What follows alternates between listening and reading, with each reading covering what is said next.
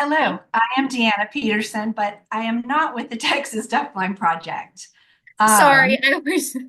that is okay. I am actually the deafblind instructional specialist at Texas School for the Blind and Visually Impaired. And I've been there for 27 years. But for 5 of those years, I did get to be on the DeafBlind Project. And that was a great 5 years. Part of the reason I left that role is because presenting is terrifying. So I have found myself back here and it's been a while. So I'm sure that I will have some technical glitches, but I'm happy to be with you to talk about we call it the ADAM LS, the Access Assessment of Deaf-Blind Access for Manual Language Systems. It was created by Brad Carlson and my very good friend Robbie Bleha. Robbie was supposed to be here herself, but life happened and she asked me to do this for her, and I was honored to do it. Um, One of the reasons that I loved the Adam LS and throughout my career working with my students is because oftentimes I saw in myself and in others the very best of intentions, the very most, a lot of thought put into lessons and care and interactions. But there were times when, due to the vision of our students, that we just weren't even on their radar. So the Atom LS is an excellent resource that will help tease out all of the best conditions so that our students do have access to sign language, finger spelling, and all the information coming at them. So let's see if I can share my screen. Okay. Um, so a little bit about me. I am a teacher of the deaf and hard of hearing. I am a teacher of the visually impaired, and I've always considered myself a teacher of deaf blind, but in Texas, things are getting very exciting, and there soon will be a teacher of deaf blind certification. So I, along with a lot of my friends, will be taking some coursework and making that official. I do hope that you will comment, and I will open up specific times for discussion. But as much as a Zoom can be a discussion, it would be great to hear from you and your experiences. So we're going to be talking about how do we know what we know. Um, So then we can consider, how do our students know what they know? And are we doing everything we can do to make that learning as efficient as possible? I'm sure that you have all seen the pyramid of learning from intervenor.org and the three types of learning that we all use: direct hands-on learning through our personal experiences. Secondary learning is others purposely sharing information using communication forms and methods that we understand. So that might be sitting in a class, that might be sitting in a Zoom, taking in information. And then we have incidental learning, casually observing surroundings and other people, how people with typical vision and or hearing get most of the information that they know, but can be unreliable for people who are deafblind. This is in our first. There we go. And this is what that looks like. So it looks like this pyramid. At the very top, there is that direct learning. Very little of what we learn has to be done through hands-on learning. And it gets bigger at the bottom, where all of that information is learned incidentally. Sorry, here we go. But for students who are deafblind, that learning gets flipped. So at the top, most of what is learned is through direct hands-on experience. It's often the most reliable and efficient way to learn. Secondary learning can be a little bit more difficult because we're relying on information from the surroundings, from our environment, from people. And then incidental learning is a really difficult avenue for deafblind learners to access.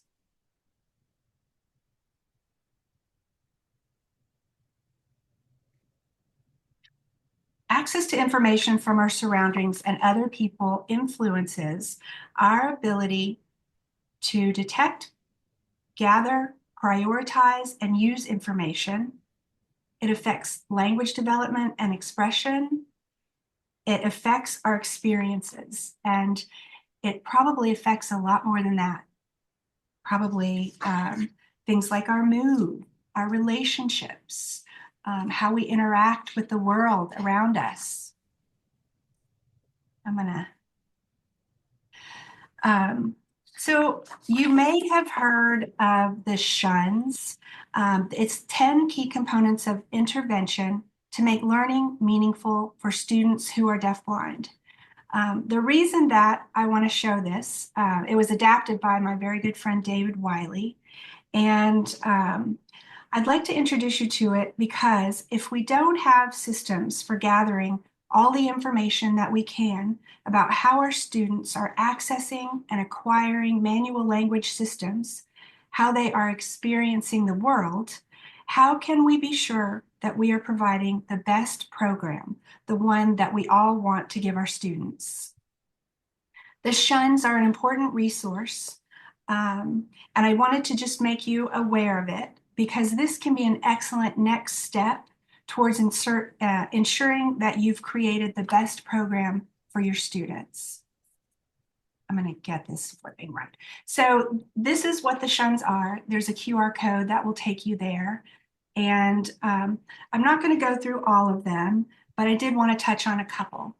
So they include information, anticipation, connection, affirmation, interaction, motivation, orientation, communication, confirmation, and reflection.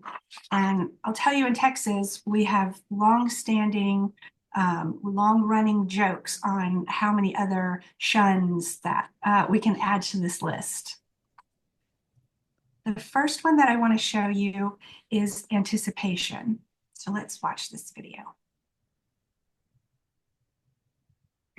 Upgrade to Google Fiber and pay one simple bill every month. What about extra fees like installation? Taking care.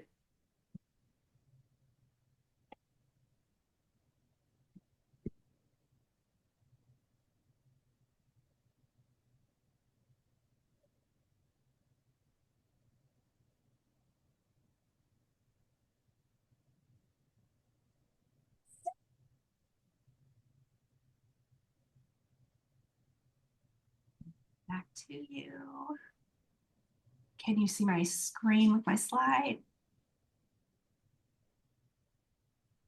So I think it's pretty clear that this cat was not able to anticipate what was going to happen with the windshield wipers. It's a pretty good example of how it might feel sometimes when we're not able to anticipate the future. Now let's think about what life would be like if this were a pervasive experience. Some of our students live their lives this way, and that can create stress. And the longer that stress goes on, it can become toxic stress, which has huge impacts on our well-being, on our physical health, on our emotional health. The Harbor Center on the Developing Child has a lot of resources on that. Information to predict what will happen reduces anxiety and confusion and increases participation and success. Now, this is another video that you may have seen before. It's DJ and his son Kingston having a conversation. They need to work on that, right? Yes. Did you understand it though? No. Uh, oh, not this one. This one. Yeah.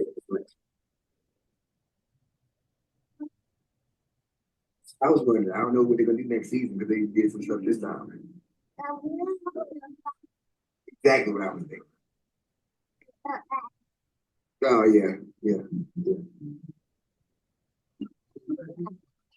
Right. Don't bring that in. You know what I'm saying? Don't do the same stuff. You know what I'm saying? Yeah, I was like that. Yeah. Yeah. Like go somewhere else with that, but don't bring it here. You know what I'm saying? Yeah.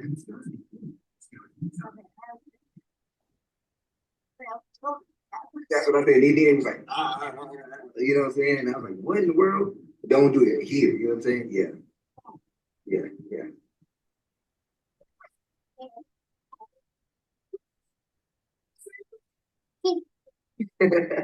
You think about it like, huh?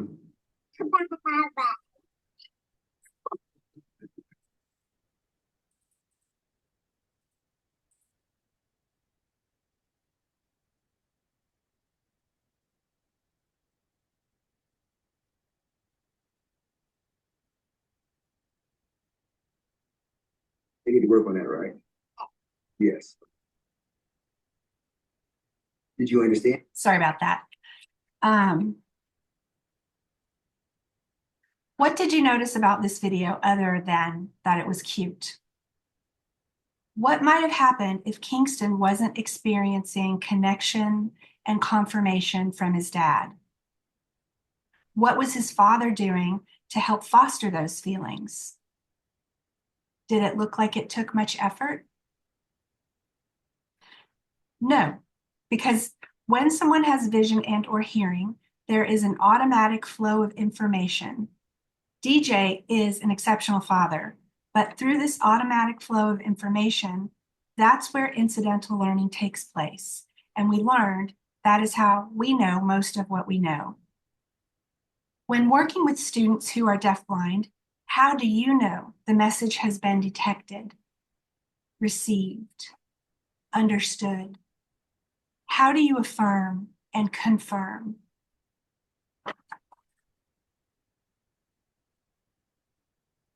And it does. What is the Atom LS? This QR code should work to take you right to it. It's a resource for developing appropriate adaptations and strategies for students who are candidates for learning manual language systems. The scope of this resource is intentionally narrow. However, the authors wanted to emphasize how complex the approach to instructional strategies for children who are deafblind can be. Children who are deaf and hard of hearing depend heavily on the visual channel to access information and interactions. Sign language, finger spelling, speech reading are visual, and vision loss can greatly affect the ability of a child who is deafblind to access these modes of communication. This is typically not addressed in evaluations, or in my experience, ever. As a result, children may be thought of as incapable of learning these language systems, and educators may be unfamiliar with adaptations and strategies to make them accessible.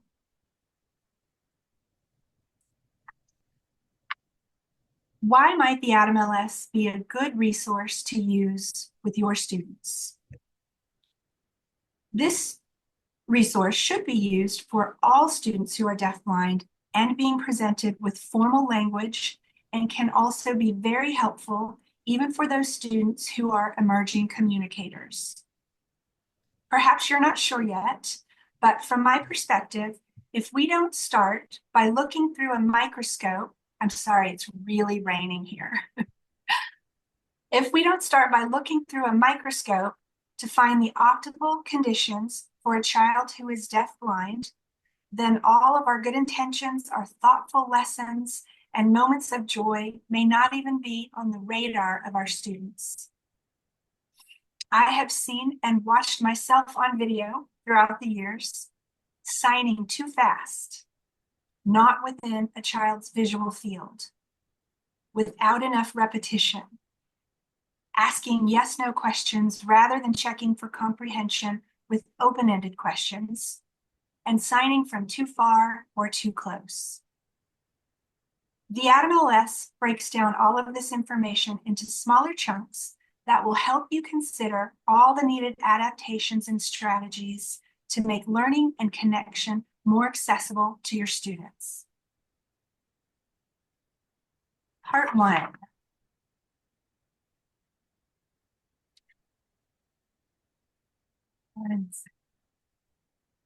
So part 1 is assemble the team. Part 2 is conducting standard assessments. All right, lost my place. 1 second.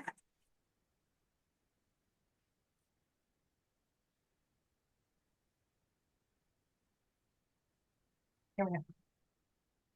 Part 1. The assessment process. Assemble the team. Each teacher on the team, as well as other members on the child's team, have critical information that others may lack, so it's important to collaborate. Conduct standard screening assessments. The child should have a current eye exam and a functional vision evaluation and learning media assessment that is typically conducted by a teacher of students with visual impairments. Compile information. As part of the FVE LMA, the team must compile information including etiology and sensory loss. There are a number of syndromes with both a vision and hearing component. Knowing the specific one may have bearing on the best educational approaches to use and can alert you to possible changes in vision in the future.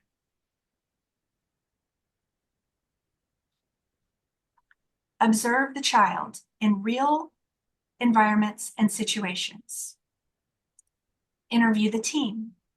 Be sure to interview team members who have the most experience with the child, starting with the family. In some situations, the child themselves may be able to be interviewed. Validate your observations. Observations and interviews should help you formulate a theory about how the child is using vision in relation to communication. Devise situations to test the theory. The results may suggest specific adaptations. Document the findings.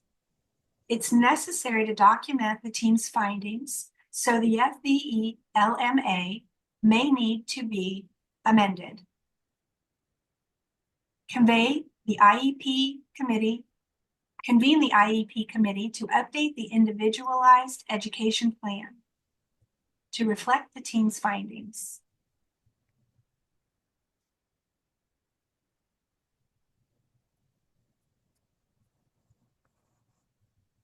After completing part 1, look through part 3, the guide with summary results.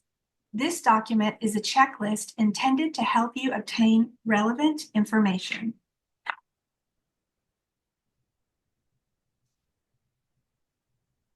Part 2, assessment questions and adaptations.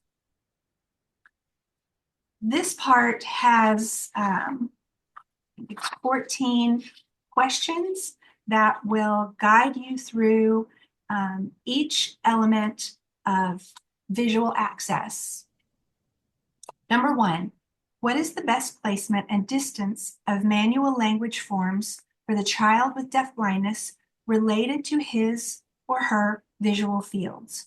For example, is their best visual field their central field, upper or left, lower or right quadrants, and what,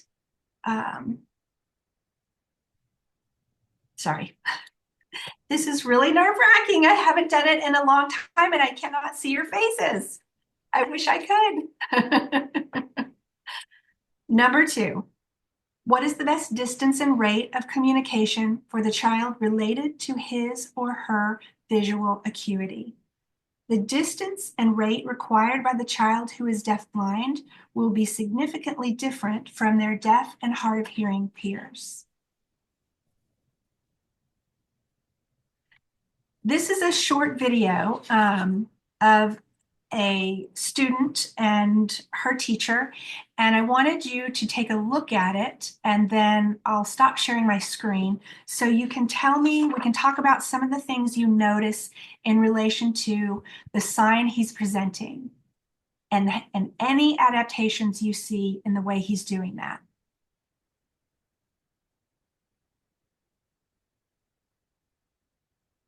Yeah. Thank you. You like that tiny little boy.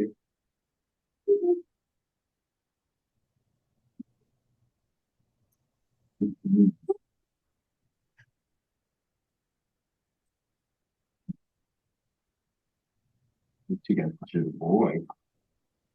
Mhm. The boy.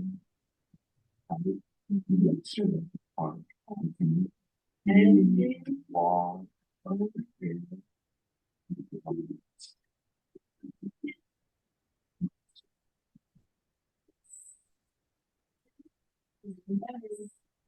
You want to take it.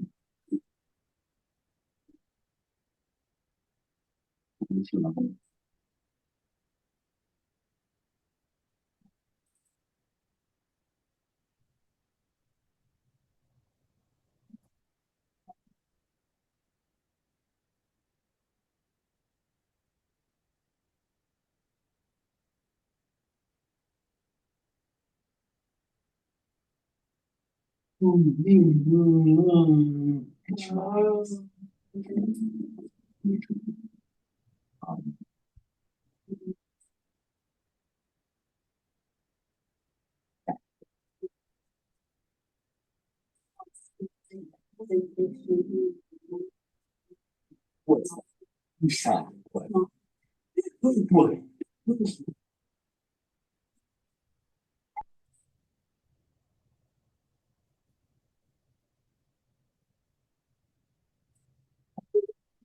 Kite, the boy with the kite. He was a little boy. Uh-huh. Mhm.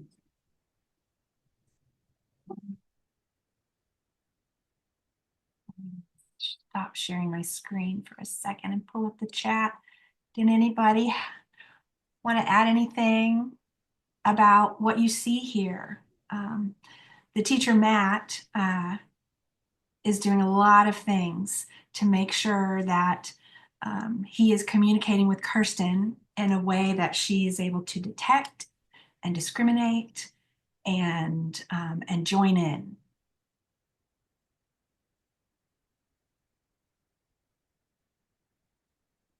Rachel says he's seated closely, signing primarily within the central fields.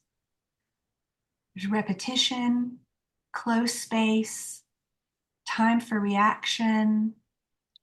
He has a strong trust bond with her, for sure. He waits for her to look up at him, really waiting on her eye gaze, a lot of repetition, connecting sign to images. Some of those images were real photos, others he was drawing. Interaction. He confirms her communication attempts. And they are using, let's see, bring it on, keep coming. Using information from student to continue the interaction.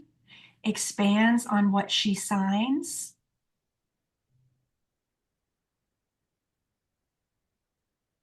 Yes, all of those things. The proximity play an important role. I noticed in watching that he is waiting for her to look at him. He is using that experience that they had together to connect that language. We could go on and on. See if I can get back to my screen now.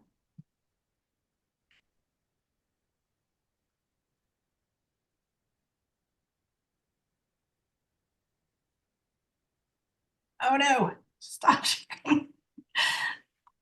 I'll get this right. 1 second.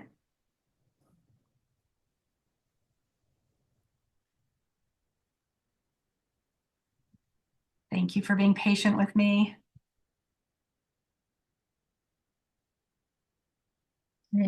Deanna, Yes, I've lost everyone. Hold on.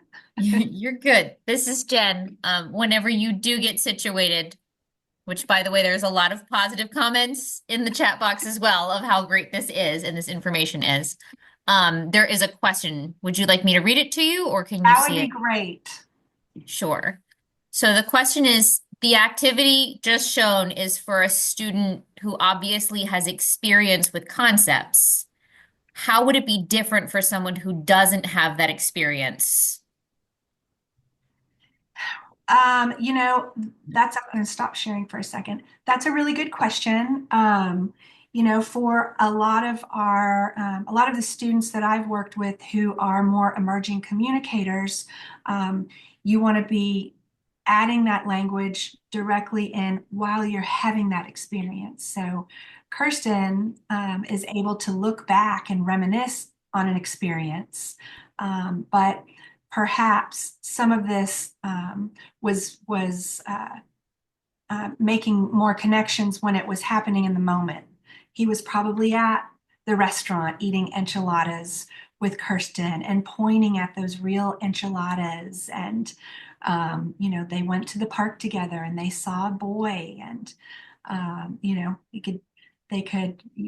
maybe they got to touch the kite while they were at the park. Does that answer your question? Other people might have ideas as well. Okay, let's see if I can do this again.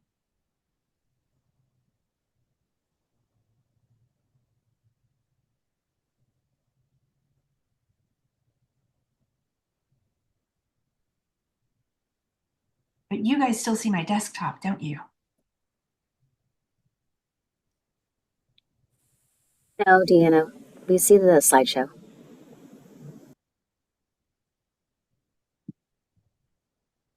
There we go. That's what I want to do. Okay. There you there, Deanna, this is Jen. There is one more question if you have a moment. I do. Yes.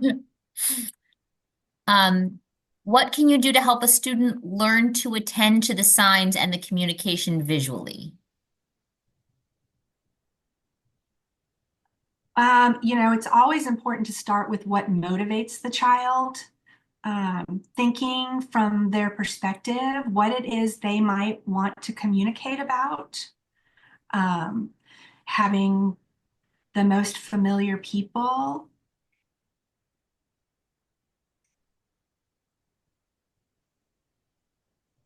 Those are some ideas. When you're planning instruction for some of our emerging communicators, we all know, that we want to plan motivating, meaningful routines that can help children anticipate. So putting all of those in place, and then being very systematic about what words it is you're choosing, what signs you're choosing. A lot of times language can kind of be a drive-by situation. Our students don't get the repetition they need in order to form a concept with a sign that they might be seeing. So having as much practice, as much repetition, as much motivation as you can build into those routines, and then making it useful to the student and helping them then connect with other people where they can practice using those signs themselves. I'm not going to stop sharing again because I'm afraid I won't be able to get back here. So let me know if there are other questions, and if people from who are out there attending want to chime in and answer each other's questions, then that would be great. Okay, so getting back to part 2, can the child visually discern manual signs that add meaning, non-manual signs that add meaning to signs or speech? For example, can they see the pursed lips or the raised eyebrows or the head nod? Sometimes we exaggerate those movements. Sometimes we lean in to emphasize or to get a little bit closer. We might even sometimes point to our face to help students know where to look. Does lighting affect the child's ability to visually access communication? So you can see in this picture here, there is lighting coming from the side or behind the student. And if that were the signer, that might make it more difficult for a student who is deafblind to visually access the sign that's being presented. So sometimes students prefer bright lights. Fluorescent lighting sometimes can present a challenge. Does the visual background affect the child's comprehension? Professional interpreters wear solid colors that contrast with their skin because it provides a good background for their hands. This makes their signing clearer and easier to read. The child who is deafblind has to work harder to pick out visual information when there is a busy visual background. So comprehension skills may increase or decrease based on visual backgrounds.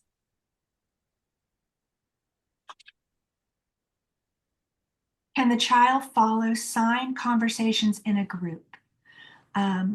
This is really important, and I think lots of times a group situation can actually be the worst scenario for a child who is deafblind, because information is coming from all over the place. It's not stationary.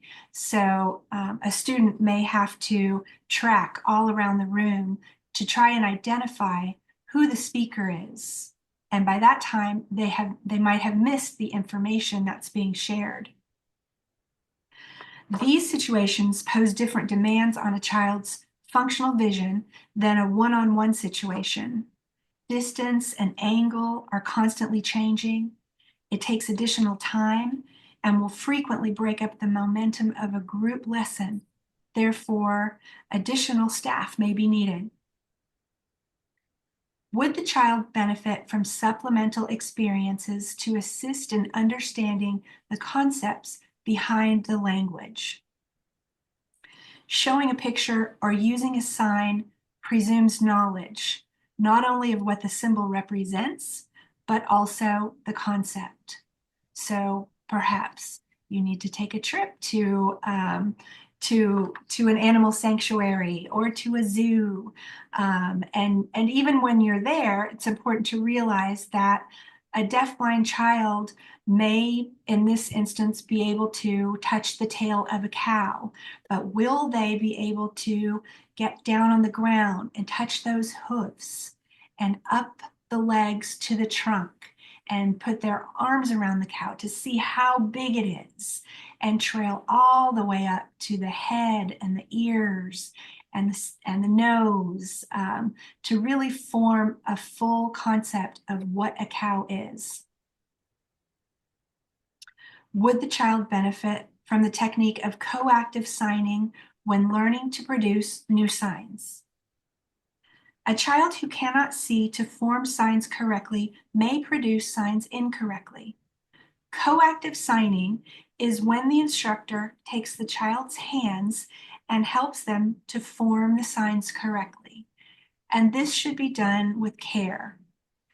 Not in a hand over hand, I'm going to show you without your permission type of way, but oftentimes when students are learning to sign, you can offer, can I show you? And they will get into a habit of then offering their hands so that you might gently mold those hands into a shape that helps them have a better understanding of how to form it themselves.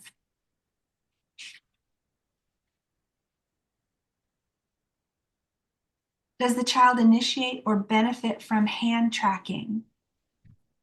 Hand tracking is where the person with the vision loss places their hands on the wrists of the signer.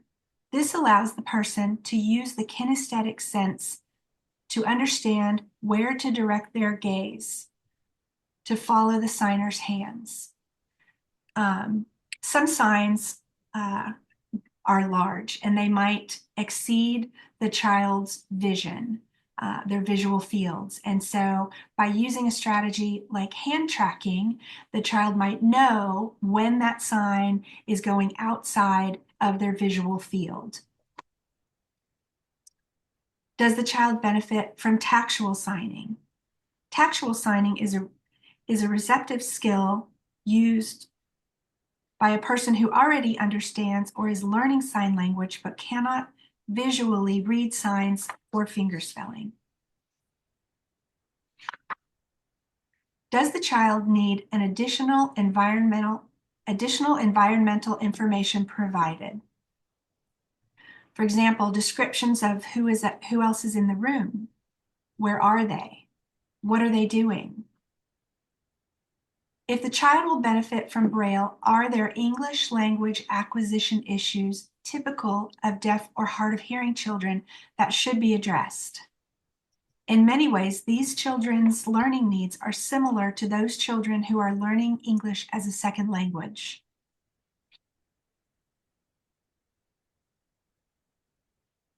Are there instructional strategies, materials, and tools typically used with deaf or hard of hearing children that may present visual problems for the child who is deafblind?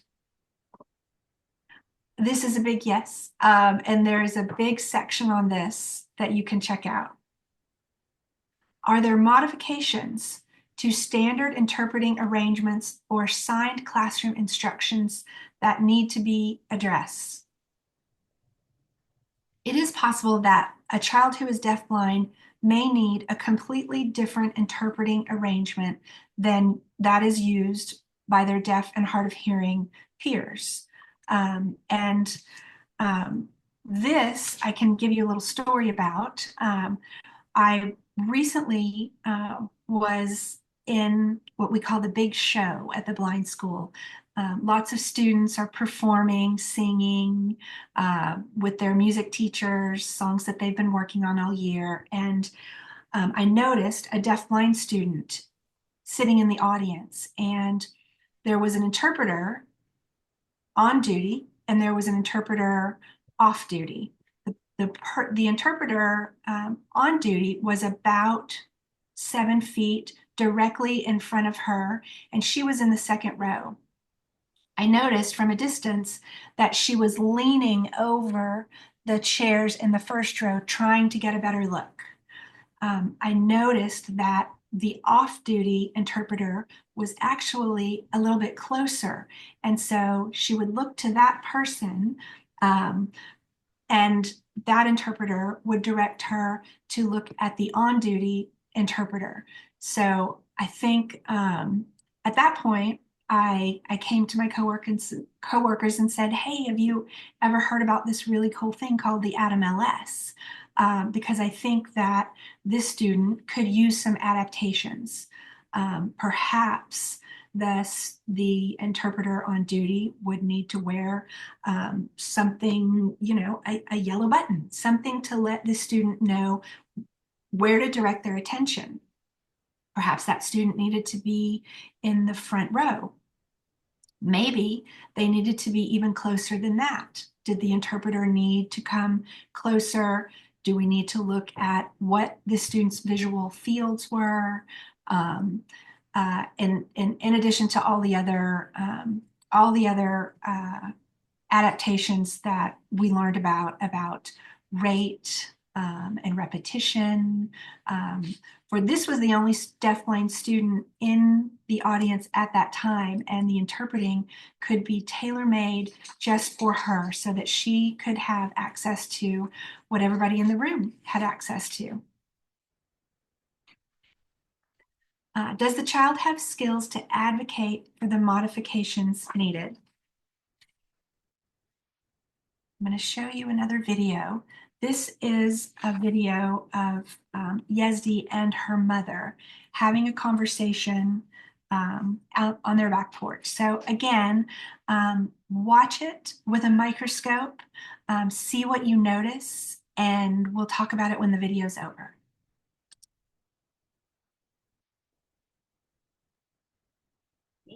Okay.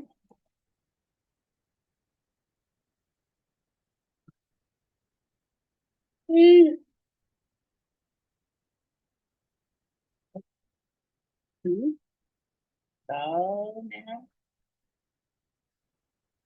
There.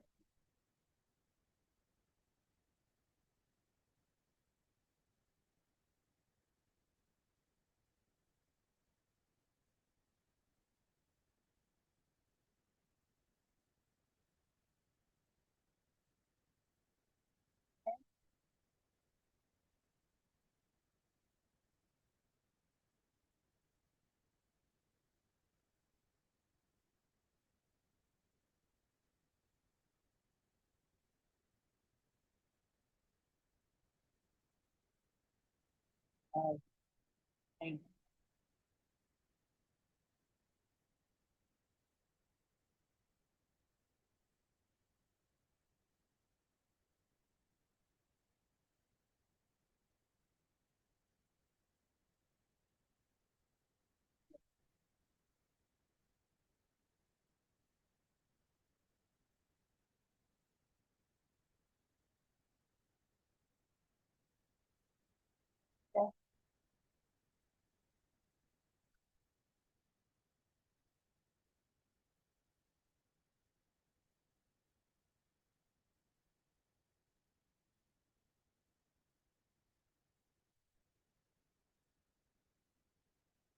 you.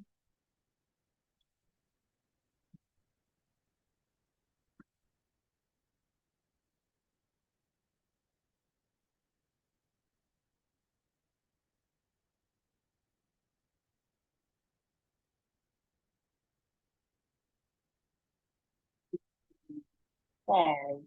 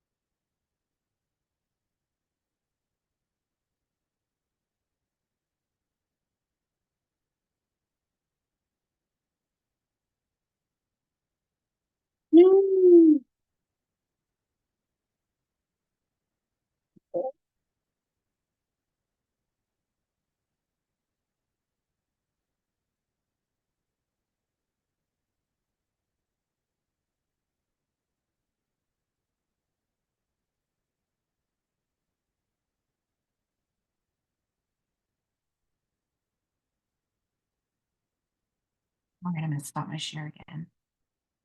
Hopefully this will go better for me. That was Yezdi and her mother. What did you see?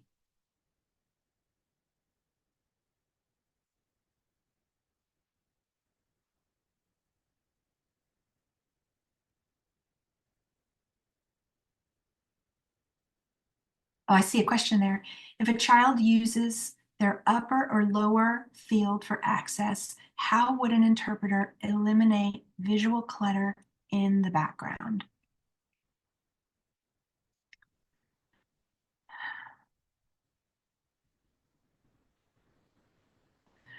Well, I mean, we're teachers.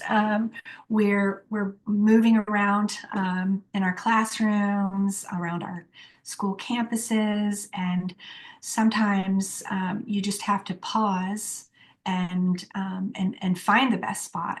Obviously, what I'm wearing would be a horrible background to use when signing with a student who has a field loss or um, uh, looking at that question again. Other people can feel free to chime in. Sorry. I see someone said, my turn, seated very close, referencing on the mask on the child's face, giving a lot of time to study.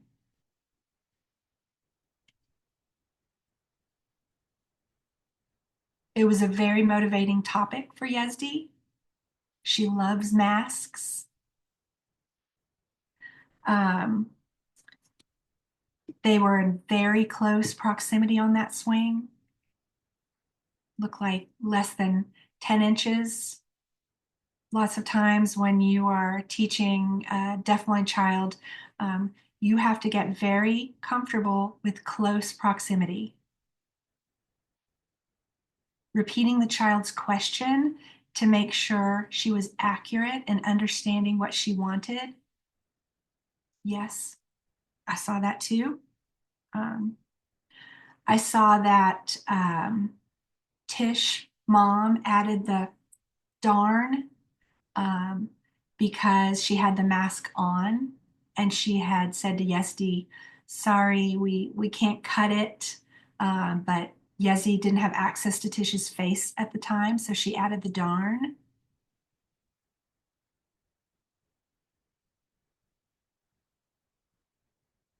Communicating with a trusted adult, knew that her communication partner would give her the time and support to understand. Mom responded to her when she asked to tie the mask.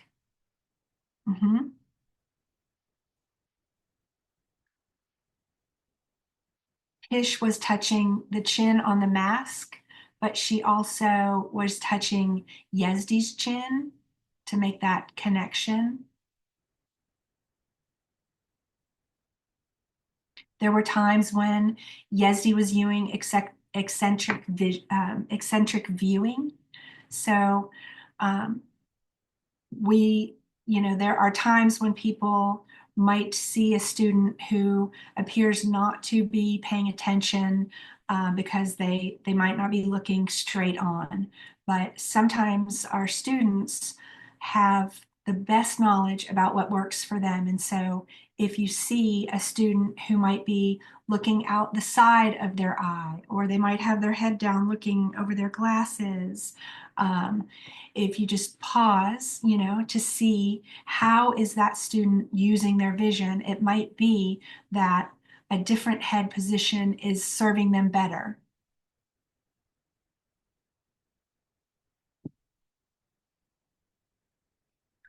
Okay, let's see if I can share my screen again.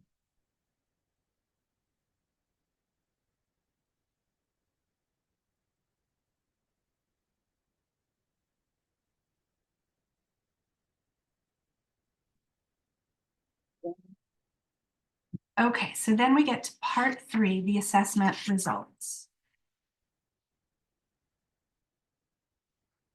Here's the Atom LS, and I'm going to pull it up.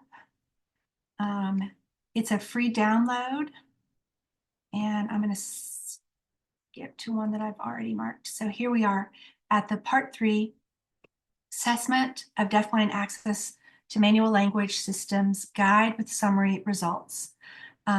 This is an excellent place to, as it starts out with the etiology of the child's sensory loss, and then you note what sign language system they might be using.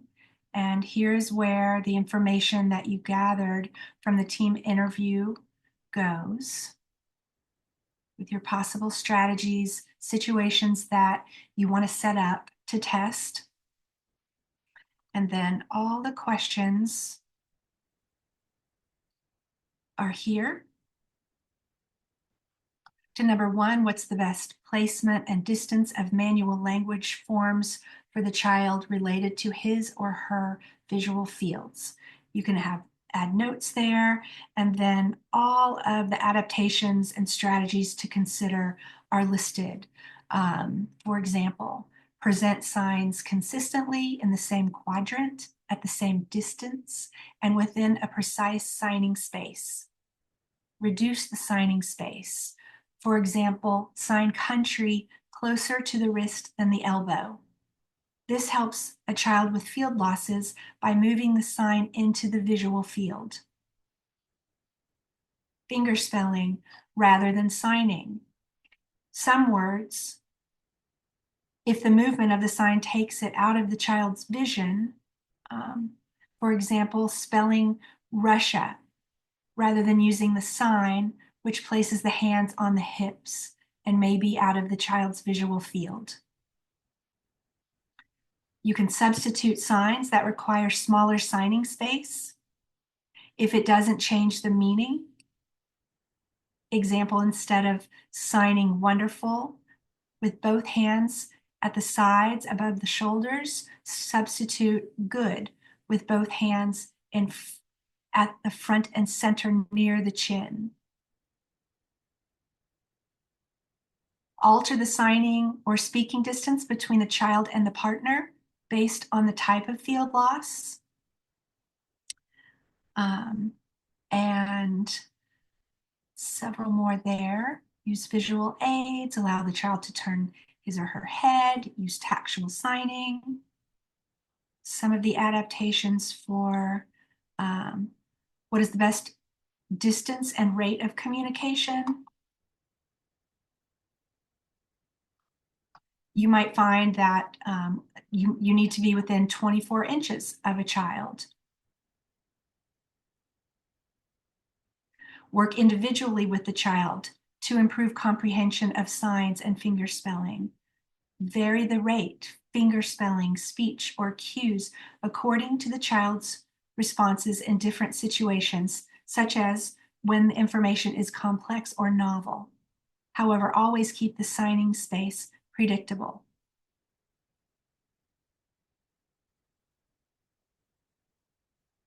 Can the child visually discern non-manual signs that add meaning to the signs or speech? You may need to provide them in some other form rather than relying on facial expression. You can show grammatical information that is expressed through the body movements by demonstrating, like leaning in closer to allow the child to notice the head movement for negation. You can also try exaggerating non-manual signs slightly in order to see them clearly.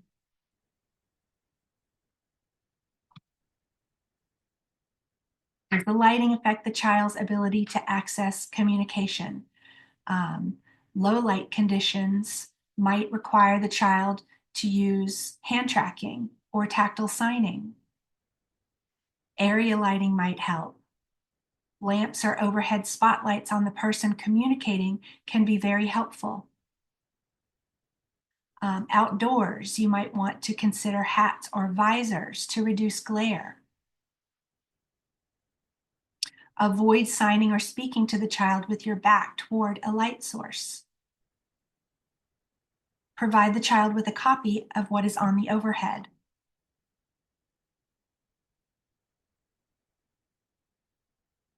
Does the visual background affect the child's comprehension? Dress in contrasting solid colors to make signs easy for the child to discriminate. Wear a smock to cover clothing that is patterned or not solidly colored. Select the best color to improve contrast. For example, some children may be able to see better with purple as the background rather than black. Here's the question about, can the child follow signed conversations in a group setting? You might need to indicate the person who will speak or sign next by pointing to. You might need to give name signs to each person in the group. You might need to confirm that the child's attention is directed to the group's current speaker. The child will need time to visually locate the speaker or the activity. Would the child benefit from supplemental experiences to assist understanding the concepts behind the language? This is where those supplemental experiences come in to build overall concepts. Pre-teaching and reteaching are excellent tools before and after, so that a child knows where to focus their energy. And then after the lesson's over, you can come back and review those signs and those concepts. Would the child benefit from the technique of coactive signing?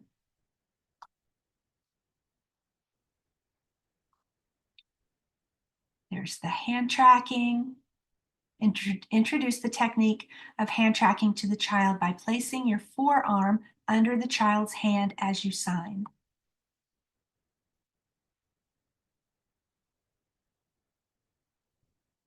Does the child benefit or initiate tactual signing?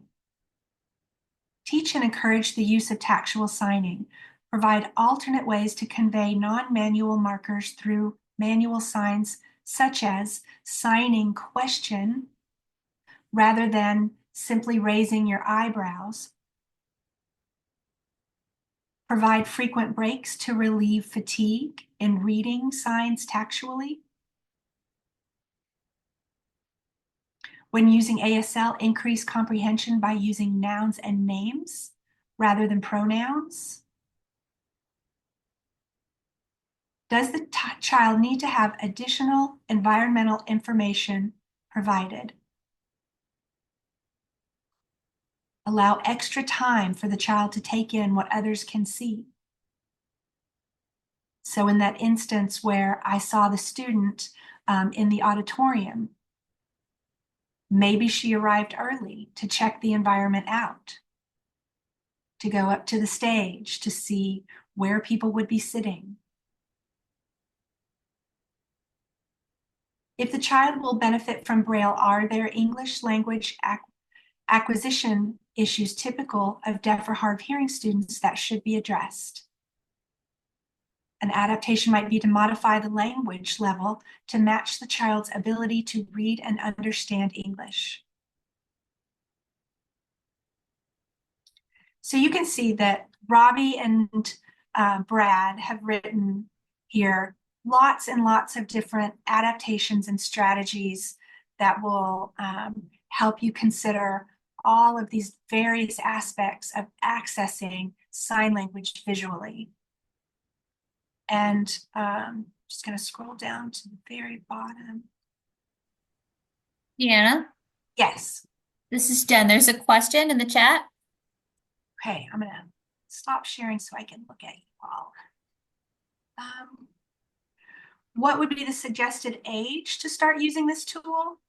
I don't think that there is an age. I think if you are starting to use signs with a student and they are 6, or if you just met a student and they are a fluent signer, I think it's never too late. It's never too early to start really looking at How are they using their vision to access sign language? You know, I've, like I mentioned before, there's just times when we think we are communicating with a child, but they might not even know that we're signing. For example, a student with charge syndrome typically have they have upper field losses. So if they're sitting at their desk and we are standing beside them, then our sign language is out of their visual field. So what we might need to do is either get a chair and sit eye level, or sometimes get a shorter chair that would put us a little bit lower than eye level so they can clearly see us. Would you say this tool is primarily used for students who have some functional vision for communication access? I mean, in my experience, I did use this tool mostly with students who had some functional vision. There's a student who's pictured in some of the photos, Sarah, and you saw her using hand tracking. I can't remember if Sarah had a progressive vision loss, but those students in particular, you know, while they're still accessing sign language visually, and you might be introducing hand tracking or tactile signing so that they can follow those signs when they're outside of their visual field, also helps to make that transition just to tactile signing easier. But, you know, I mean, obviously there's adaptations and strategies to consider when you're communicating with tactile signers as well. You know, is it best to be directly facing each other using both hands? I've had some students who preferred to be side by side. That meant I was using my right hand into their left hand. Was that the best situation?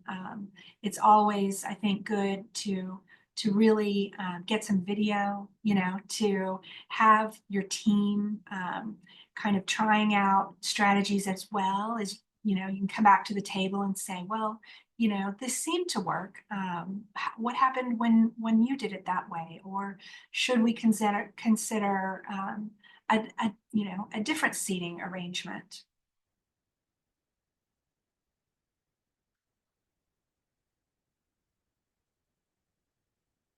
Did that answer the question?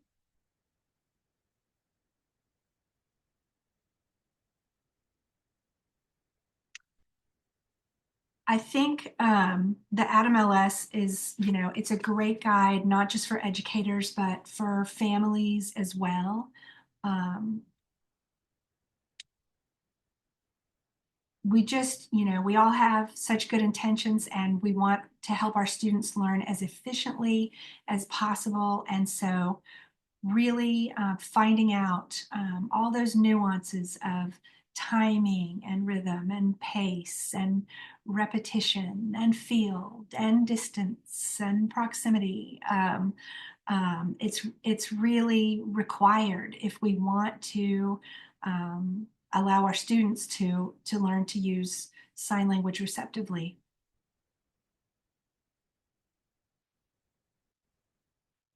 I am really early. I happy to answer more questions.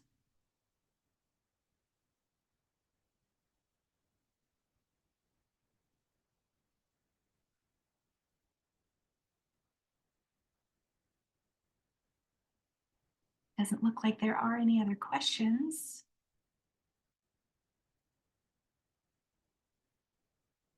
Rachel says this is a great collaboration tool to use with teachers of the deaf. For sure. Yeah, my experience has been my entire career at the School for the Blind. So collaborating, you know, with the speech language pathologist, the O&M instructor, the teacher of the visually impaired. So that's the team that I've been working with. But you all come from all over. Or you're coming from DeafBlind projects. You're coming from different classroom settings. So definitely finding a team of people to go through this. I think it's incredibly user-friendly. Have used the communication matrix in conjunction with the AdamLS to support and assess students. If that's a question to me, I have not done that, but I think the communication matrix for our emerging communicators is a great tool. I think the AdamLS could really support any evaluation that's happening. You really want to do that before you start evaluating students. Yes, you do download this from the National Center on Deafblindness. It's great for families at home too, for families to try at home and see what may be optimal for their kids, for sure. Can you speak on the role of an intervener? As a DHH teacher, this isn't a term I'm familiar with. The role of the intervener.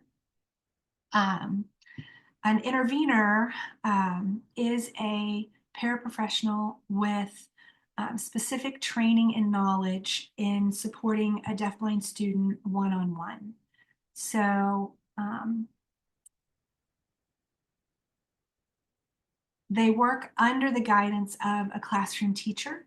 So if an intervener is already working with a student, then they are one of those crucial members of the team that you really want to partner with when you're planning to do the AdamLS. They likely have a lot of that knowledge just up, in their brain. They use it all the time, and sometimes people aren't aware of what they're doing. That's why they just instinctively do it. They know what the child needs, and therefore they make it happen. The AdamLS really helped me as a teacher because oftentimes I was that teacher. Oh yes, I need to be on the left. I need to be down low. I need about 10 inches in distance. I should sign about 1 sign per second. But having the AdamLS helps you document it so that you can share it with others. And all that information doesn't stay with one person, but gets shared with all the team members.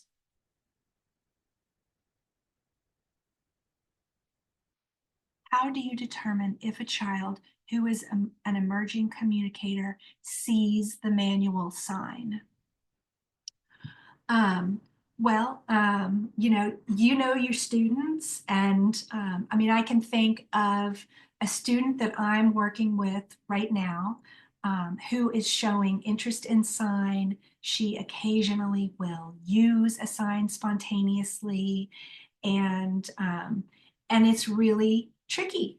Her eyes are often kind of closed, her head's down, and so we're really playing with getting down on the ground, getting close, backing up, using our voice to get her attention, to look and see how is she looking at us when we sign the word eat, or we sign the word dorm, and where does she look to us when she's signing that word?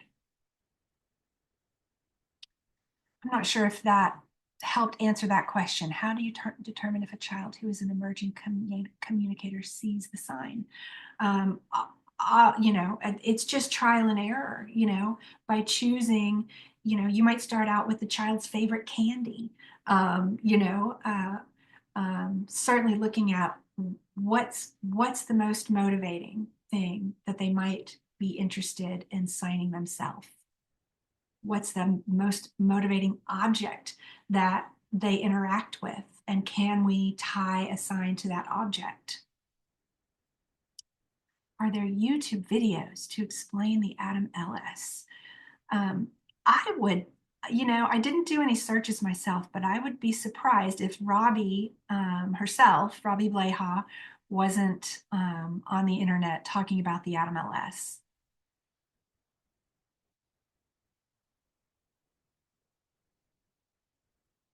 Those are really good questions. Still a little bit early, so happy to stay on if there are more questions.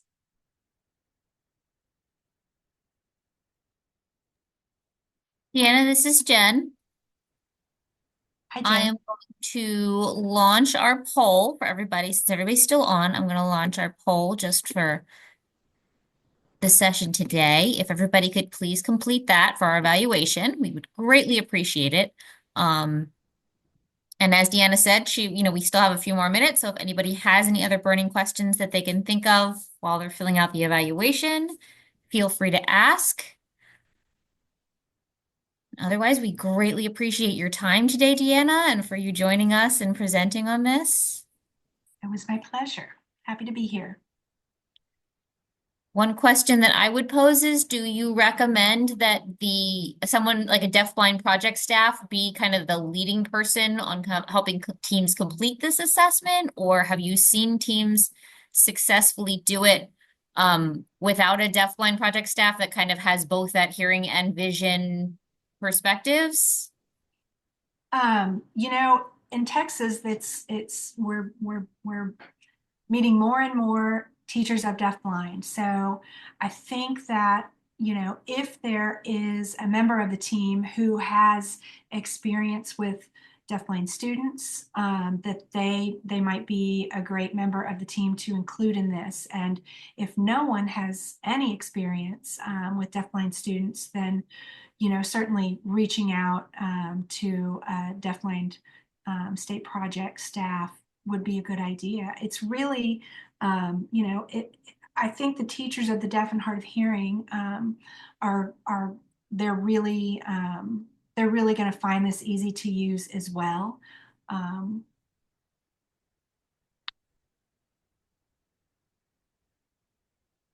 Yeah.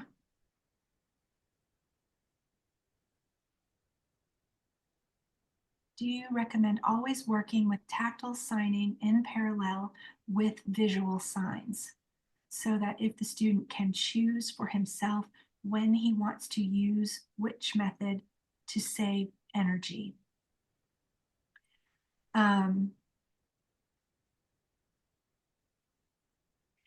it really just varies student by student because, for example, if you're working with a student who has Usher syndrome and who is losing their peripheral fields, that student might need you to be farther away in order to get you into their field.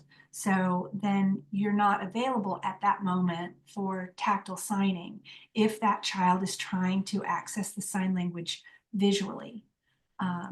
If you come close, say for the student like Sarah, who was using her peripheral field but hand tracking, Sarah, there were times that Sarah would let go with her hands and just use her vision to access the sign language. And she was a student who would choose. And sometimes we offered our wrists or our hands if we thought that would be helpful to Sarah, but other times she would just reach out. So it really depends on, really need to look at the eye exam and that functional vision and learning media evaluation as kind of the first place of gathering the information that will, help you then answer these questions that come in part 2. One of my students uses our hand to make the signs most of the time. She can produce the signs by herself, but seems to prefer using the teacher or interpreter's hands. Is that okay?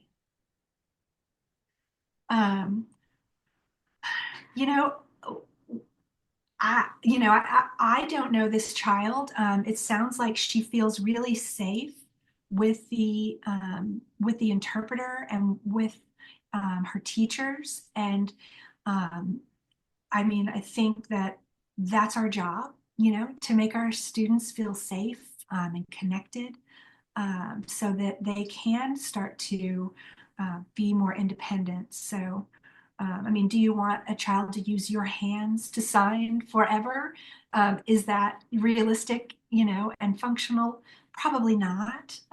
But if she's emerging, an emerging signer, emerging communicator, then I would accept anything that she wanted to do and build on it.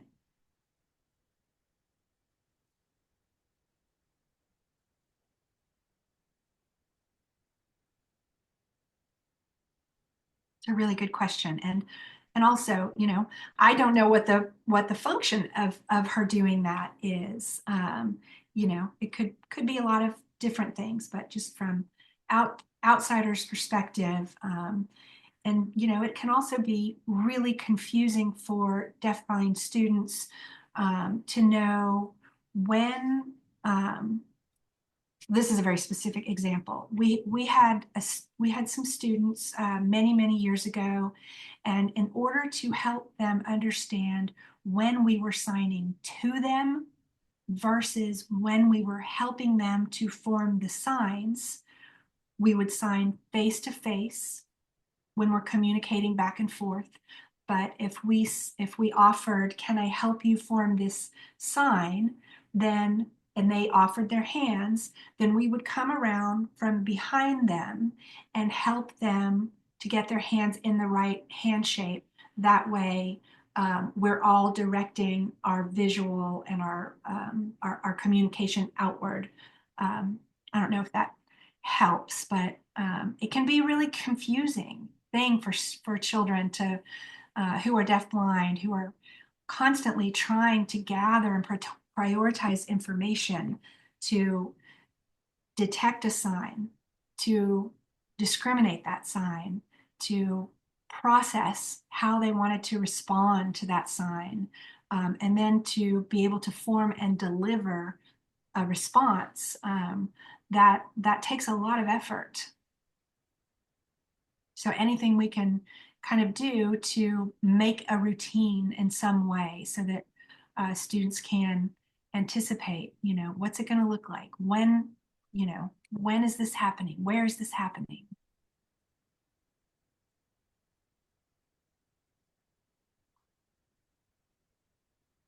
Thank you for bearing with me and my nerves and my my longtime rusty Zoom skills.